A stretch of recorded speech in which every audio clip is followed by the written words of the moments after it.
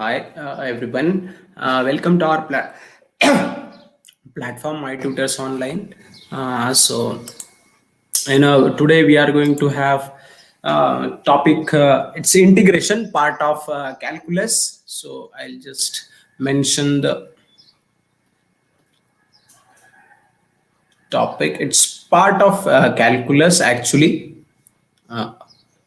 It's just a minute. Yeah, so it's part of calculus, and also it is just a reverse process of what we did in derivatives. So in derivatives, if you have seen, uh, for example, if you have differentiated x square, it comes 2x. We are going to do exactly reverse process of this or inverse process of this. We are going to integrate 2x, and we will for sure will get the answer x square. Why? Because the definition of integration is the same thing. It's just nothing but it is nothing but reverse process of integration. Sometimes in books the word anti-derivative is also used. So anti-derivatives and integration, they are same. Now the topic name is indefinite integration. Why like that? Because over a period of time, we will, as we take examples, you will understand that integration is not just one value. It is like family of curves we get once you solve the examples. For example, integration of x, let's say 2x is x square, right? And let's say again x square, differentiation of x square plus 10 is also 2x. So now integration of 2x can be x square also. Integration of x 2x can be x square plus 10 also. As you can see here, the differentiation of x square plus 10 is 2x. Now integration of 2x can be x square plus 10 x. Another example, if I have to take 10,000, still it will be 2x. Why? Because the derivative of constant is 0. So in this case also derivative of 10 is 0. In this case also a derivative of 10,000 is 0. Again we will get the same answer. So if you see, I'll just number them. If you see all these three uh, examples, derivative is always 2x. But if you see other way, integration will be, we will not be able to say which examples differentiation is done so that I can put the accordingly number here. So what we do here is we simply do a simple thing, that is integration of any function with respect to its variable. We simply write one constant of integral, and c is known as constant of integration. The reason is derivative of x square, derivative of x square plus 10, derivative of x square plus 10,000, and so on is nothing but 2x only. And we will not be able to confirm at once only that what constant I should write.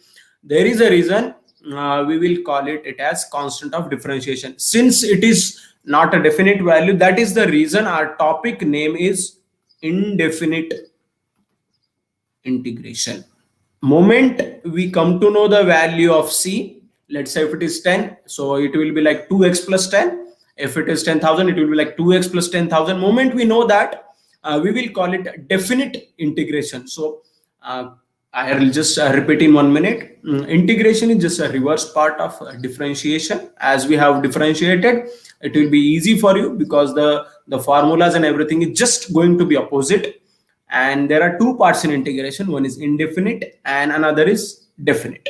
So indefinite integration, why we do that? Because there the constant of integration c comes. Now let's see the terminologies associated here.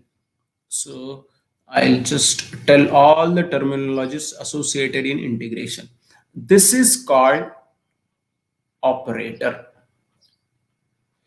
In case of differentiation, d by dx, or whichever variable, d by dy or whatever, that was our operator for differentiation.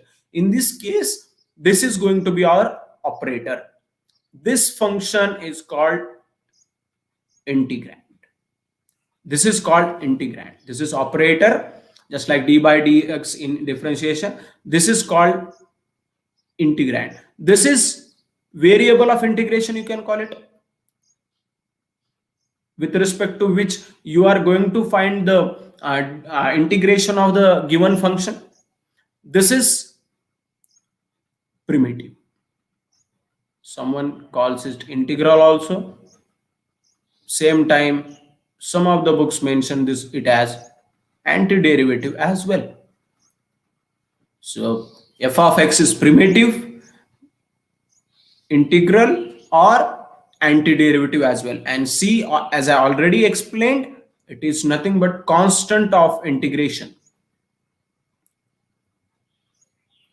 I hope the terminologies are correct. Basically, there are five. There is operator, there is integrand, there is a variable, there is a antiderivative or primitive, you can call it integral, or there is a constant of integration termed as c. So these are five terminologies here, and as and when we practice more, you will get to know more. So one of the important thing here is always mention c at the end of answer, because they will cut the marks otherwise. C has to come. The reason, I think you are pretty much clear now. So we'll take a basic example before we move ahead, just to prove that the point that how the differentiation is, the integration is just opposite of differentiation. We'll just take one example. Let's say integration of sin x dx is minus cos x plus c. Just understand that it is a formula, and it is I have to understand that integration of sin x is minus cos x. Let's understand it from other point of view. I know that derivative of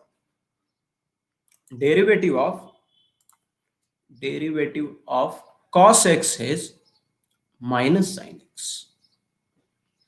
Now I want the integration of sin x, not minus sin x. So if I take integration on both sides, what will happen is here it will become cos x, but this minus sign will come here because I want the integration of sin x, and obviously the c will come. So you can understand from this example that integration is nothing but a reverse process of differentiation. So if that is clear, then I think we are good to go for very important formula, which we are going to apply at almost all the examples. And this is very, very basic formula. Derivative of x power n is n into x power n minus 1. Innumerable times you must have studied in 11th also, in 12th also. There is a topic continuity and differentiability, and there is a topic called application of derivatives. Innumerable times you must have used this formula in differentiation. Derivative of x power n is n into x power n minus 1. Same thing here also, we have one formula. Integration of x power n with respect to x, dx, is x power n plus 1 upon n plus 1 plus c. We have used this formula innumerable times.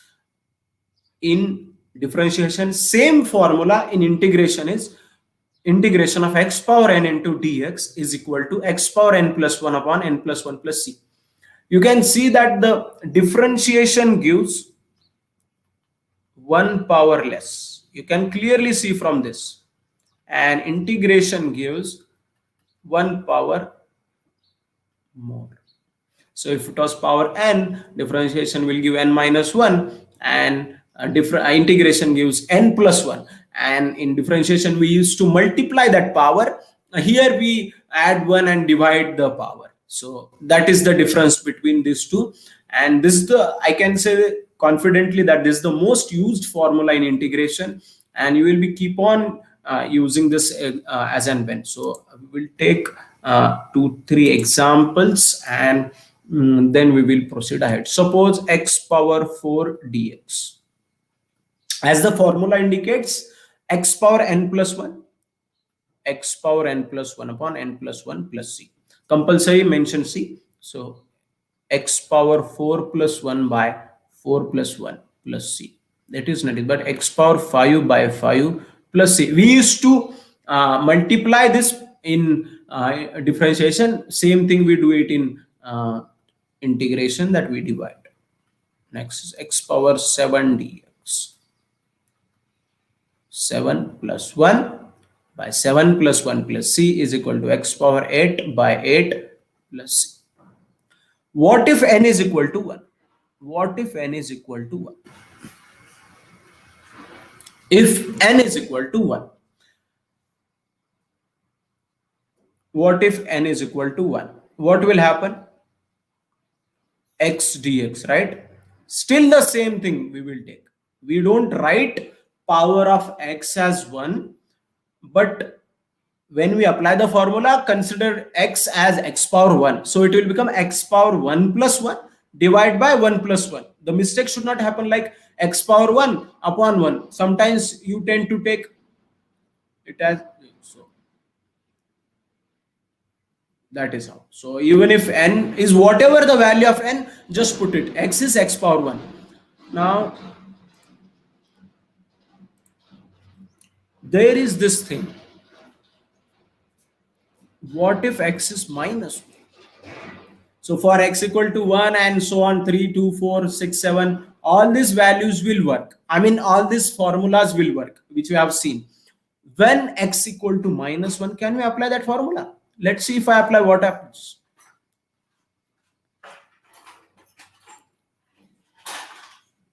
Oh, this is not defined. In maths, x power 0 is okay. It will become like 1.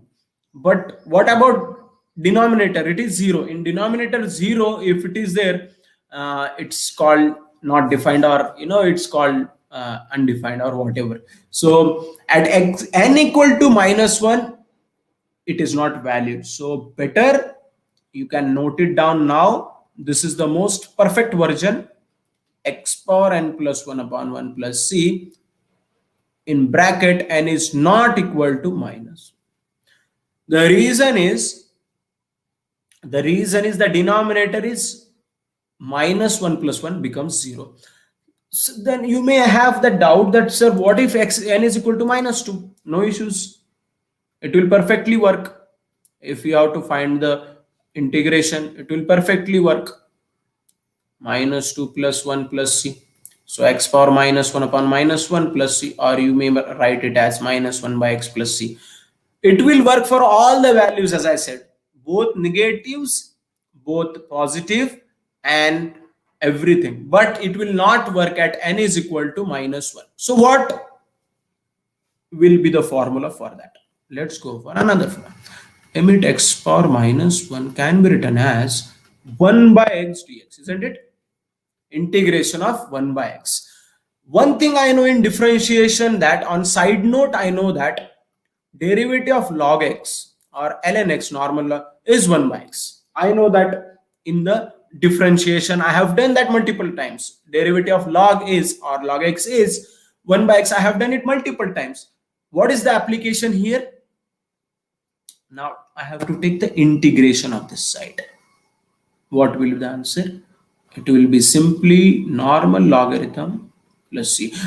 We write it in mod because just to indicate the domain of log x is always positive. X has to be always greater than 0. Therefore, we write it as a mod x. So if x is negative, we take it as positive, because for negative numbers, log is not defined. So we always write ln mod x plus c. One more thing, some books may have log to the base e, mod x plus c. Both are same. So ln mod x and log to the base e mod x is same. There is no differentiation between them. But if it is only log, we have to understand that the base is 10. Unless it is given e, we should not assume. So that's the thing, and always mention mod there. One more thing I want to explain. Here it was 2x. Here, just a minute. derivative of x square was 2x, and derivative of x square plus 1 also will be 2x, and derivative of x square plus 10,000 was also 2x. So integration, if I calculate, it will become like integration of 2x will become x square plus c. If it is c is equal to 1, suppose this is y is equal to x square plus c. How will be if c is 0? This will be the graph. It will touch. If c is 1, little above. If c is minus 1, little down. Like this. The graphs will be like this. Therefore, some of the places it's mentioned that integration, the answer of integration is nothing but family of curves. Why? Because depending on the value of c, there would be so many curves, one above the other or one below the other. If c is 1, it will keep on 1, 2, 3, 4, and it will be below, then it will come below x-axis, isn't it? It's just a parabola. So if it is y is equal to x square plus 1, it will be something else like this. It will be keep on having values, the parabolas one above the another. So it can be safely said that integration gives a family of curves. Beautiful phenomenon it is. Integration, the answer of integration simply gives the family of curves in integration. And why? That's because the c present there, so that's why we get multiple curves of same shape. So same shape, but the constant is different. So y equal to x square and y equal to x square plus 1, both are parabolas, but the curve is a little different, but the shape is same. One is touching x-axis, I mean at the origin, and one is little above the x-axis. So that is how integration also gives the values of it gives the family of curves. Second thing we want to understand is logarithmic, or both we will do it, exponential. Out of this logarithmic we have done, we know this. Now what about exponential function, right? We algebraic we have seen, x square, multiple examples we saw. Let's go to logarithmic and exponential. So logarithmic, how do we obtain is 1 by x dx is ln mod x plus c, or log to the base e mod x plus c. We got logarithmic also. Let's see something about exponential function. Now about exponential function, I'm just gradually building it up. First algebra, then little logarithmic, then is exponential, and obviously you know that we are going to go for trigonometric next. So yes, derivative of e power x is e power x only, right? So my teacher would used to call this as a stubborn function. Even if you differentiate it, it comes e power x, and same thing in integration also, it does not change. So my teacher would call it as a stubborn function. So exponential is a stubborn function. Why? Because the differentiation of e power x is e power x, and derivative is also e power x, and integration is also e power x plus c. So logarithmic, you understood. This is the formula which we will be using. 1 by x dx is equal to ln mod x plus c. We cannot apply x power n plus 1 upon n plus 1, that formula for 1 by x, because n is minus 1. Second thing is exponential e power x dx. The integration of e power x is e power x only. So as usual, as algebra is done, logarithmic exponential is done. Most important in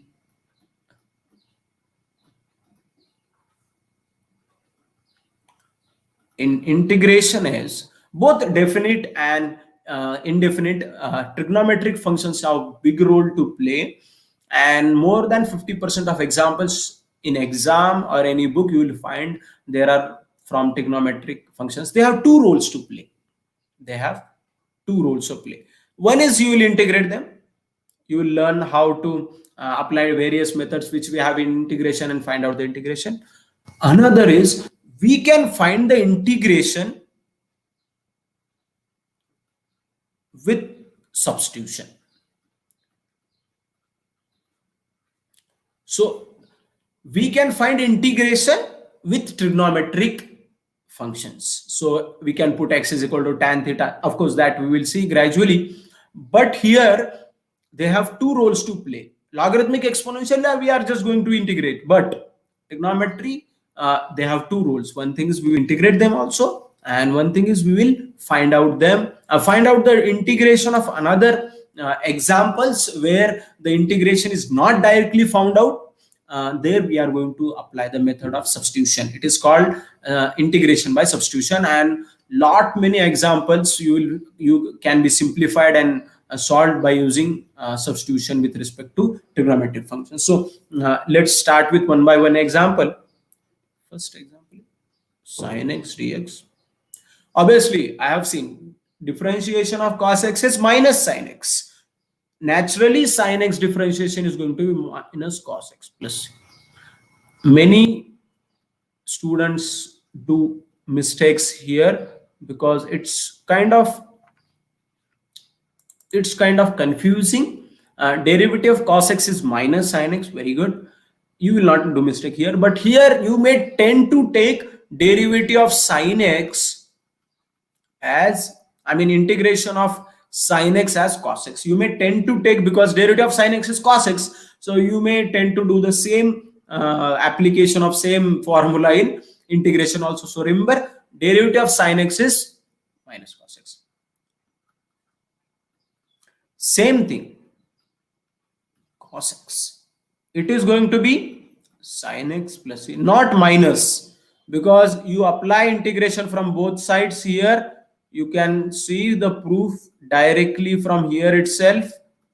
It is going to be sin x, integration and differentiation will get cancelled. It is going to be sin x plus c equal to cos x, as you can see here. It is not that integration of cos x is minus sin x. So very important to remember this, sin x. And we welcome you for this platform. It's a wonderful platform. We will be taking many more topics like this, and please subscribe to our channel, My Tutors Online, and we will meet again and discuss more such topics for JEE, CBSE, and all the competitive exams. Thank you for joining. Have a nice day.